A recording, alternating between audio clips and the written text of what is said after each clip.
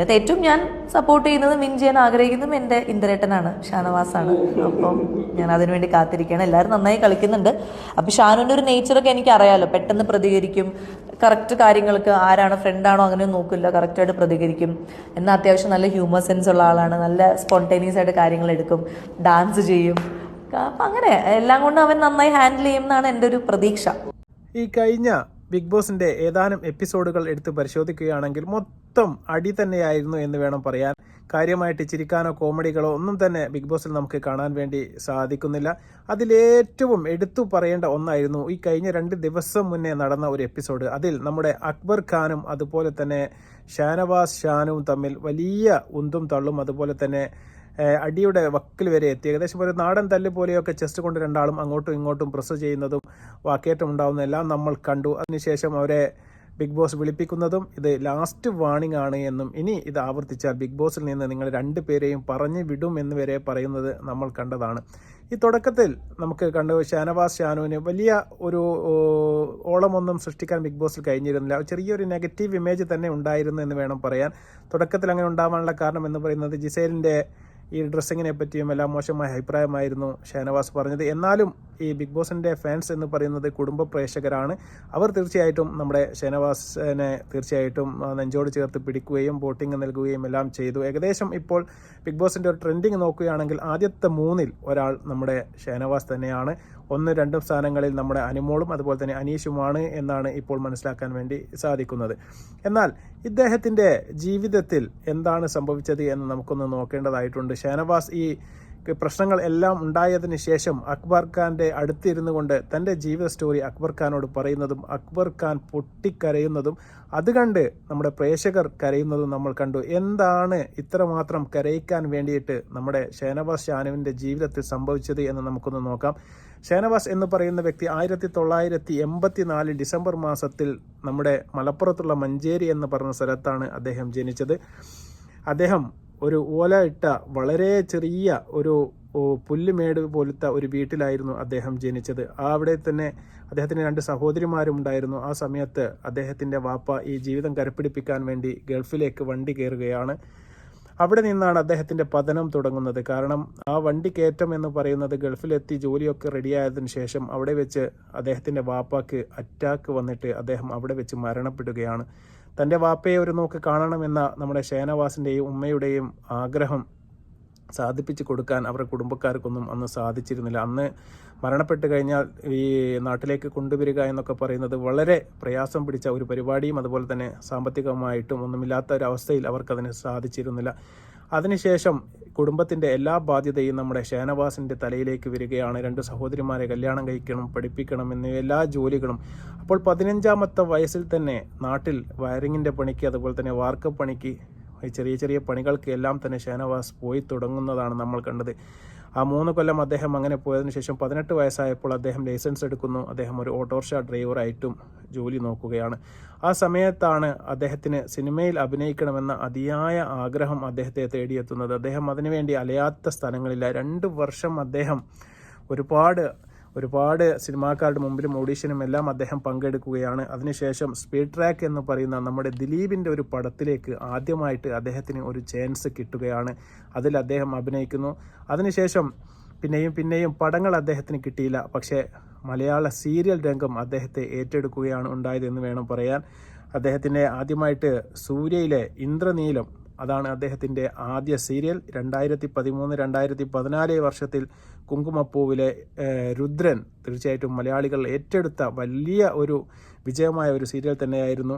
പിന്നെ ഫ്ലവേഴ്സിലെ സീത, അതിലെ ഇന്ദ്രനെ തീർച്ചയായിട്ടും മലയാളികളുടെ കുടുംബ പ്രേക്ഷകർക്കെല്ലാം തന്നെ വളരെ ഇഷ്ടമായ ഒരു കഥാപാത്രം തന്നെയാണ്. മഴവിൽ മനോരമയിലെ മാലാഖമാർ, അതിനുശേഷം സൂര്യ ടിവിയിലെ സത്യമേവ ജയതേ, അതുപോലെ തന്നെ കൈരളിയിലെ വാസ്തവം, ഒരുപാട് സീരിയലുകൾ, അതുപോലെ തന്നെ ചിന്താവിഷ്ടയായ സീത, ഇങ്ങനെ ഒരുപാട് സീരിയലുകളിൽ അഭിനയിച്ചുകൊണ്ട് തൻ്റെ കഴിവ് പ്രകടിപ്പിക്കാൻ നമ്മുടെ ഷാനവാസിന് അവസരം വരികയാണ്. ഓരോ സീരിയലും വെച്ചടി കയറ്റം തന്നെയായിരുന്നു നമ്മുടെ ഷാനവാസിന്. പക്ഷേ ജീവിതം വേണ്ട പോലെ അദ്ദേഹത്തിന് കരപ്പിടിപ്പിക്കാൻ വേണ്ടി സാധിച്ചില്ല.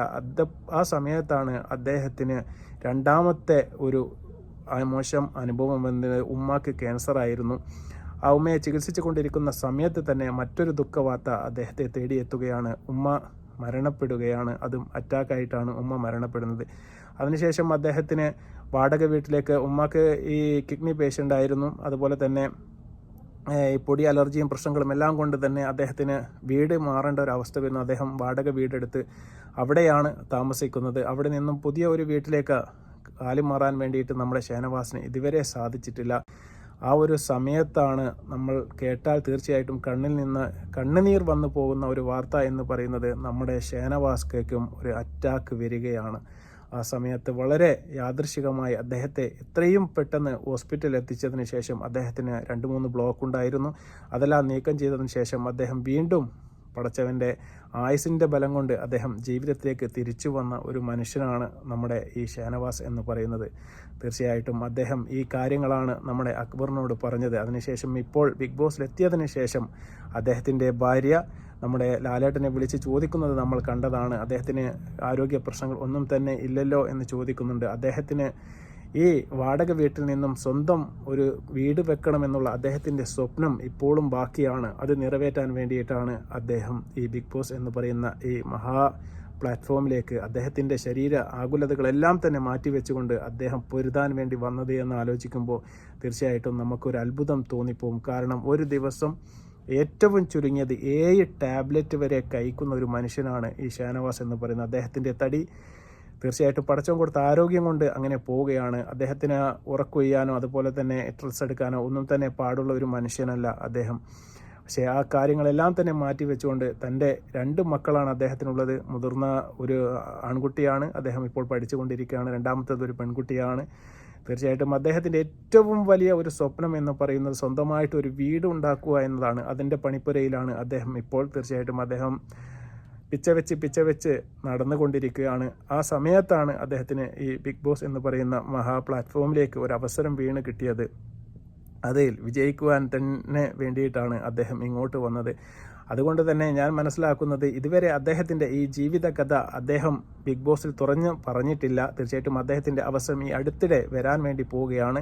ഈ ഒരു അവസരം അദ്ദേഹത്തിന് കിട്ടുന്നതോടുകൂടി, അദ്ദേഹത്തിൻ്റെ ലൈഫ് സ്റ്റോറി നിങ്ങൾ അറിയുന്നതോടുകൂടി മലയാളിക്കര തീർച്ചയായിട്ടും ഞാൻ വിശ്വസിക്കുന്നു നമ്മുടെ ഷാനവാസിനെ നെഞ്ചോട് ചേർത്ത് പിടിക്കുക തന്നെ ചെയ്യും. ആ ഒരു സമയത്ത് ഞാൻ പറഞ്ഞിരുന്നു, ബിഗ് ബോസിൽ ഇപ്പം ഏകദേശം ഒരു ആദ്യത്തെ 3-ാം സ്ഥാനത്താണ് നമ്മുടെ ഷാനവാസ് കരീം ഇപ്പോൾ ഉള്ളത്, ഷാനവാസ് ഷാനു ഇപ്പോൾ ഉള്ളത്. അദ്ദേഹം ഈ 3-ൽ നിന്ന് 2-ലേക്കും 1-ലേക്കും കയറാനുള്ള സാധ്യത വളരെ കൂടുതലാണ്. ഇദ്ദേഹത്തിൻ്റെ ഈ ലൈഫ് സ്റ്റോറി എല്ലാം അദ്ദേഹം പറയുന്ന സമയത്ത് അദ്ദേഹത്തിനോടുള്ള നമ്മുടെ കേരളക്കരയുടെ ഒരു മനോഭാവം തന്നെ മാറുകയും അതുപോലെ തന്നെ വോട്ടിങ്ങിൽ അത് പ്രതിഫലിപ്പിക്കുകയും ചെയ്യും എന്നുള്ളതാണ്. വളരെ നല്ല ഒരു മനുഷ്യനാണ് അദ്ദേഹം എന്നുള്ളതാണ്. പക്ഷേ ഇന്ദ്രനീലം പോലത്തെ ചില സീരിയലുകളിൽ മാത്രം ഏകിച്ചേർന്ന് അഭിനയിച്ചതുമായി ബന്ധപ്പെട്ടൊക്കെ മലയാളികൾക്ക് അദ്ദേഹത്തിനോട് ചെറിയ ഒരു വിയോജിപ്പുണ്ടായിരുന്നെങ്കിലും അതിനുശേഷമുള്ള അദ്ദേഹത്തിൻ്റെ എല്ലാ സീരിയലുകളും മലയാളി സ്ത്രീകൾ പ്രത്യേകിച്ച് അദ്ദേഹത്തെ ചേർത്ത് പിടിക്കുന്നതാണ് നമ്മൾ കണ്ടത്. ഇദ്ദേഹത്തിൻ്റെ ഈ ജീവിതത്തിലെ ഒരു അനുഭവം എത്ര ആൾക്ക് അറിയാം, എത്ര ആൾക്ക് ഇതിനെക്കുറിച്ച് അറിവുണ്ട് എന്ന് എനിക്കറിയില്ല. തീർച്ചയായിട്ടും ഇത്തരം കാര്യങ്ങൾ തീർച്ചയായിട്ടും വരും ദിവസങ്ങളിൽ ബിഗ് ബോസിലെ ലൈവ് സ്റ്റോറിയിൽ തീർച്ചയായിട്ടും അദ്ദേഹം പറയുന്നതായിരിക്കും. ആ പറയുന്ന സമയത്ത് തീർച്ചയായിട്ടും മലയാളികൾക്ക് അദ്ദേഹത്തെ ഏറ്റെടുക്കാൻ വേണ്ടി സാധിക്കുമെന്നാണ് ഞാൻ മനസ്സിലാക്കുന്നത്.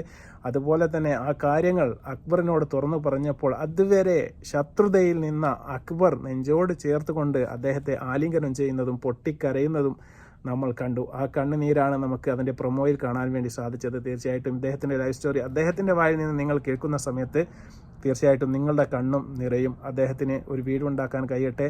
അദ്ദേഹത്തിൻ്റെ ശാരീരിക ആകുലതകൾ എല്ലാം തന്നെ പഠിച്ച റബ്ബുൽ തമ്പുരാൻ മാറ്റിക്കൊടുക്കട്ടെ. അതുപോലെ തന്നെ അദ്ദേഹത്തിൻ്റെ എല്ലാ നല്ല ആഗ്രഹങ്ങളും സഫലമാക്കി കൊടുക്കട്ടെ എന്ന് നമ്മൾ ആത്മാർത്ഥമായി പ്രാർത്ഥിക്കുകയാണ്. വീണ്ടും നല്ലൊരു വീഡിയോയുമായി വരുന്നത് വരെ നന്ദി, നമസ്കാരം.